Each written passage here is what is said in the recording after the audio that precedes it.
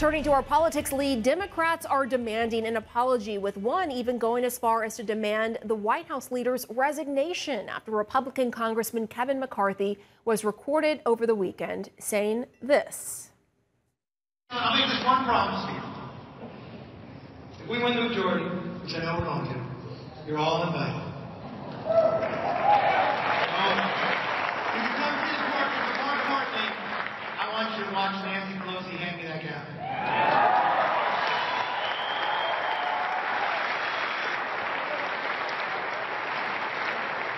It'll be hard not to hit her with it, but I will bang it down. There you heard him say it. It will be hard not to hit her with it. We've got a panel of ladies today. Alice, I'm going to start with you on that. Pelosi spokesman Drew Hamill tweeted this after this came out. He said, "A threat of violence to someone who was a target of a January 6th assassination attempt from your fellow Trump supporters is irresponsible and disgusting." Now, McCarthy's office has not responded to requests for comment on this. I mean, is anything about his comments defensible here? No, this was a completely inappropriate thing to say. It was not nice, and he should apologize.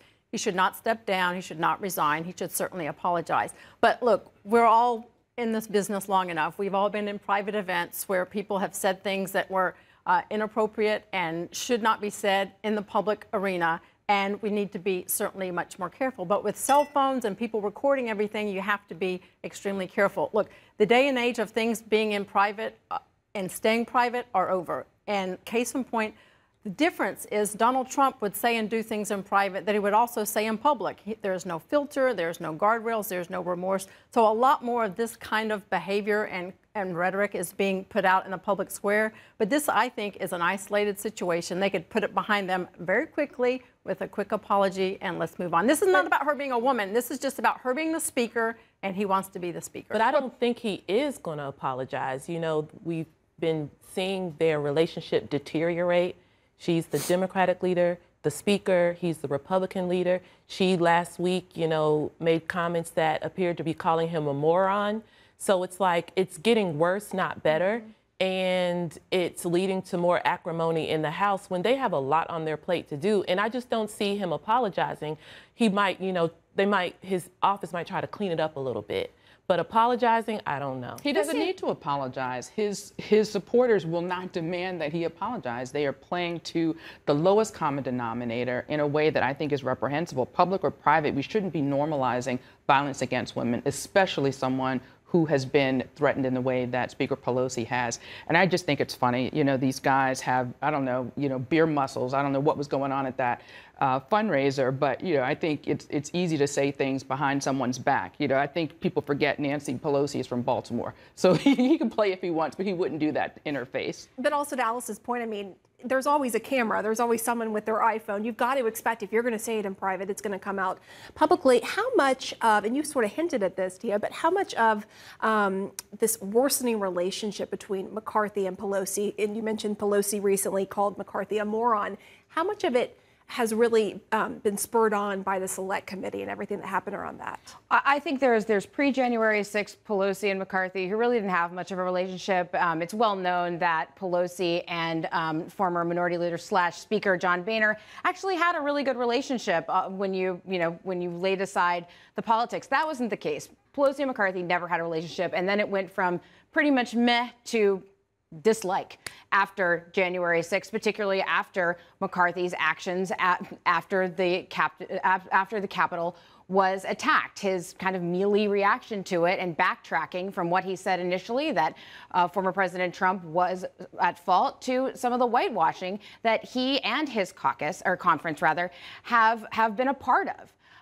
But it's true that you shouldn't say these things in private. You shouldn't say them in public either. Both Pelosi and McCarthy have had colleagues that were cut down by would-be assassins.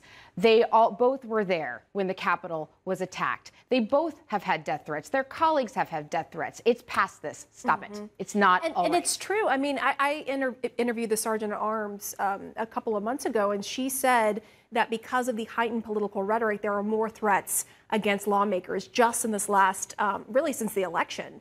So there you have it right there. Rhetoric does matter. And speaking of rhetoric mattering, let's switch gears to how Republicans are now talking about vaccinations.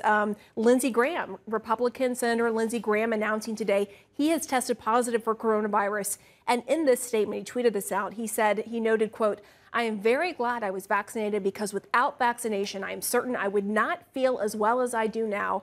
My symptoms would be far worse." So how much of an impact could it have to have someone like Lindsey Graham come out and say, look, I'd be a lot worse off if I wasn't vaccinated? How much of an impact would that have on vaccine hesitant people, you think? I hope it persuades them to go get the vaccine. I don't know what more people need to hear, but go get your vaccine, because it does make incidents of having COVID less severe. And look, the numbers are just astronomical for people that are in the hospital that have not been vaccinated, and that should tell the complete story right there. I think what we're having here is a miscommunication problem with this administration, between the Biden administration saying one thing and the CDC saying something else.